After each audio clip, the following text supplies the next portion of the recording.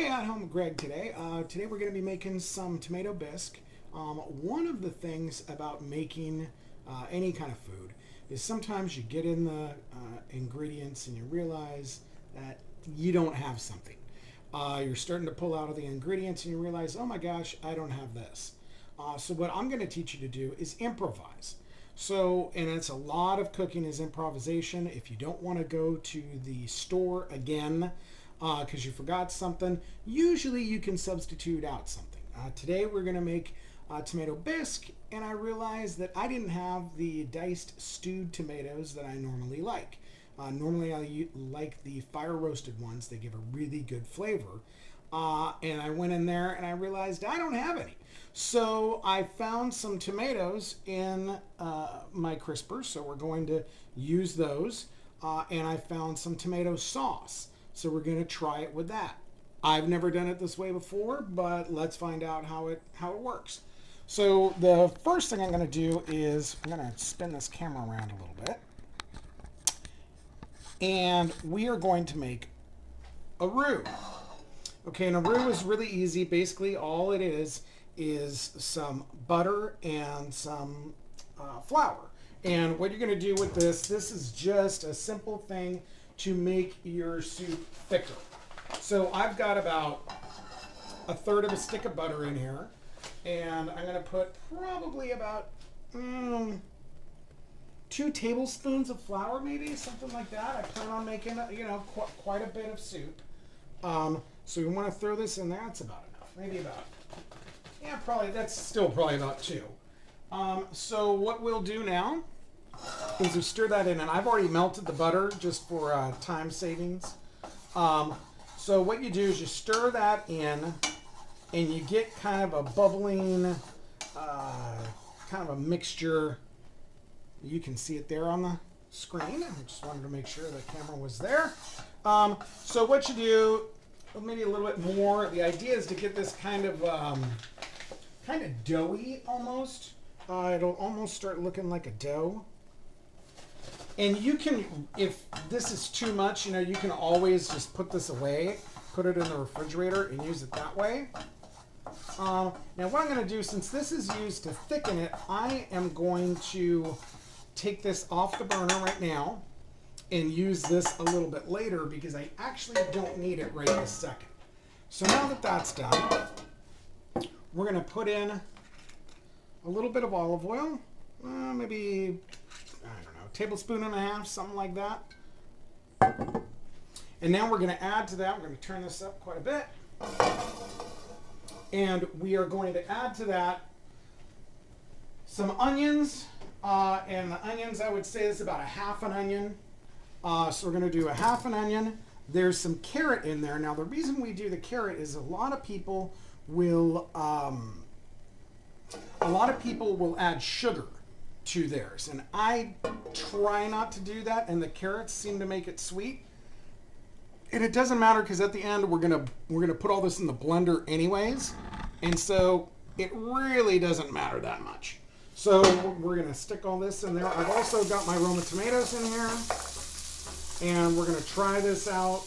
Now, one thing you have to be very careful about using fresh tomatoes is that a lot of times the skin doesn't break down unless you cook them really good. So if the skin doesn't break down, you get all these like little particles of tomato in there. And it's not that pleasant, to be honest with you. It doesn't give it a nice smooth consistency. So what we're going to do is we're going to brown these up, and we're going to try to loosen those tomatoes. Also, let's see, put some garlic in here. Normally you use the fresh garlic, but again, I found that I didn't have any, so we're having to use the minced stuff. And for this, I like to put in a lot of garlic, which that's probably 3 tablespoons. But this type of garlic is a lot less strong than fresh garlic, so you're fine. So what we're going to do is we're basically waiting for the onions to brown. Once the onions have kind of caramelized, that's where you want them because when they're caramelized, they get really sweet. and it just tastes so much better that way. And it also gives it a little bit of almost like a beefy flavor, like almost like a chicken type flavor, which I think is really desirable in a vegetable type soup, because a lot of people kind of miss the meat in these. So if you brown your onions, kind of caramelize them, it gives it kind of that meaty type of flavor. So we're gonna wait on that. And like I said, since I only had tomato sauce, I'm gonna add that.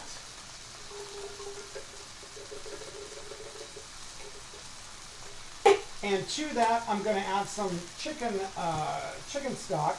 Now, typically for this, you're going to use about half of what you're using as far as the tomatoes go. So you can kind of take a gauge of, I'm going to do about a cup and a half, I think, will be about the right consistency. Now, the problem with this, of course, now that I've added my chicken stock in there, you're thinking, oh my gosh, well, it's going to be too thin. And that would be normally true. That's why we're using this roux to thicken it up. We're also going to put cream in it at the end, which that will also help thicken it up. Ooh. Got some jumpers over here.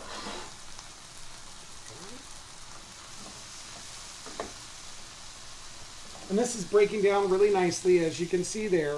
So the onions are just starting to turn.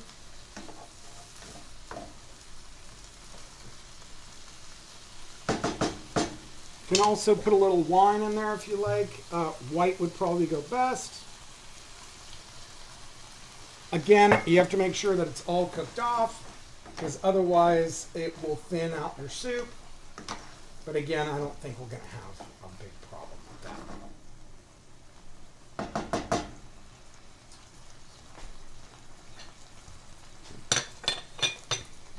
And I hope everybody's doing well today. It's a beautiful day here in San Clemente. It's a little overcast, but we like that because usually we have sun every day, so it's kind of a nice change. Now I'm going to start turning this on pretty low, because really it's basically cooked. By the time you get it done, it's basically cooked already. So, you know, just keep this on a low heat.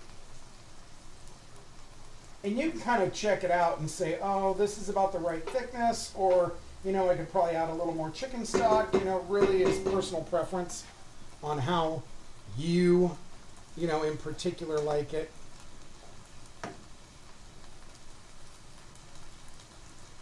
Now, see, these tomatoes are still a little fresh. They haven't broken down yet. Even though the onions are starting to break down, the tomatoes are still, the skin is starting to slide off of them. That's another thing. If you're going to do any kind of canned, if they have peeled tomatoes, works a lot better. But like I said, you're going to put them in the blender at the end anyway. So, you know, if it works, it works. If it doesn't, you know, you're fine. Again, the thing is to not fear what's going to happen. You know, you can always fix it. Or, you know, what's the worst that happens? You know, you make a bad meal and, you know, you don't make it again, or you make something different. It's really, in the grand scheme of things, it's not that big a deal. And so, you know, my main thing is don't be nervous when you're cooking. If it comes out, it comes out. If it doesn't, hey, you can always go down to the, you know, local restaurant and pick up some food, or somebody can have a pizza delivered. You know, if it sucks, you know, you can get replacement food in, you know, 20 minutes at your local pizza place. So don't stress out on it. If it works, it works. If it doesn't, well, it's call it a learning experience. And through the magic of YouTube, I'm going to let this boil down, and I'll be right back.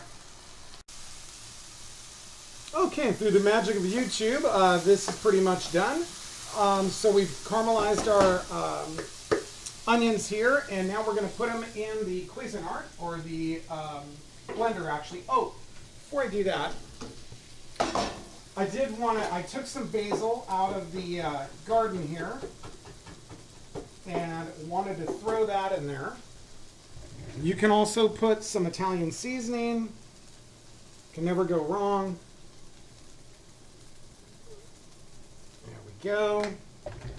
And of course, it's really not necessary to put our, garlic salt or onion powder or anything like that, because it's pretty much got the garlic and the onion in there. So what you're going to do now is you're going to transfer this. And you can see it's a really like rustic looking color. And it's really broken down.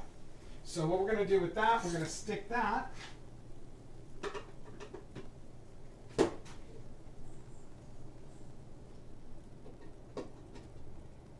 our blender.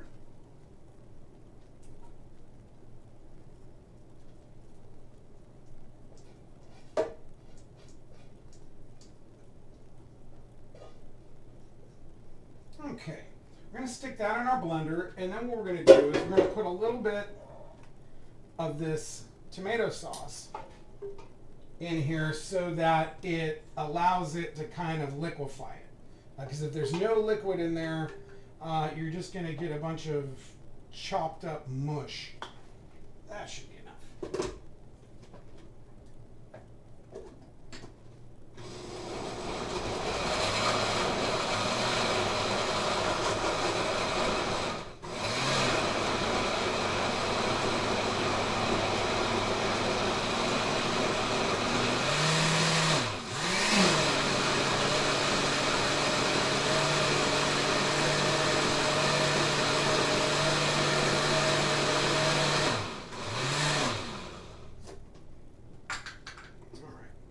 That worked out good.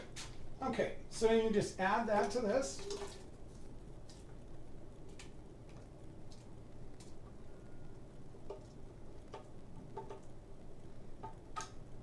There we go.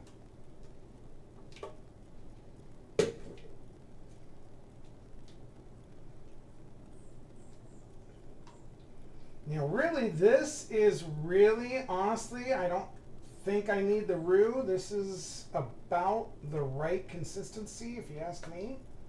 So I don't think I'm going to add the roux at all. Let me see.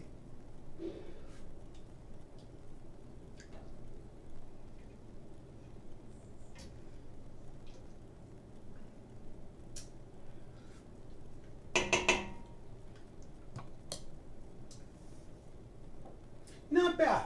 It tastes a little bit too tomato, like tomato saucy, you know, like tastes a little bit too much like spaghetti sauce.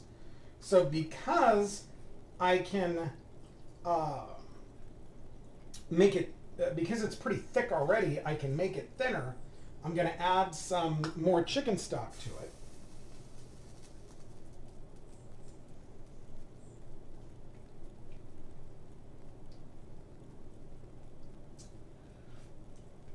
Now we're talking.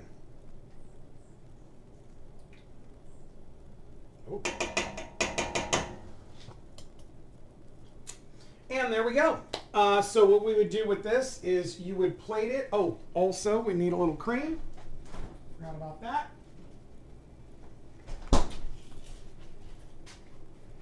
I would say, you know, maybe 3/4 of a cup, maybe? Something like that. About like that. And the main thing I want you guys to know is, you know, if you don't have the ingredients, if you don't have a recipe, you know, you can kind of look online or look at this and go, oh, okay, that's pretty close to where I need to be. You know, again, don't be afraid. Whatever you do, don't be afraid to cook. What's the worst that can happen? And let me grab a bowl.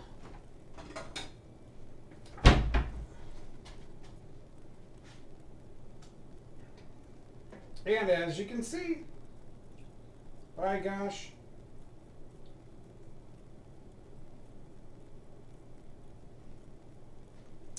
and you top that off. And as you can see, I'll hold you up a little bit. perfect color. And as you can see, so all you do with that is you would put a little basil on the top, a little dollop of sour cream, and you're good to go. All right, everybody. Hope you're having a great day. I know I am. Come back and visit me, and please leave your comments in the section below. Have a great day. Bye, guys.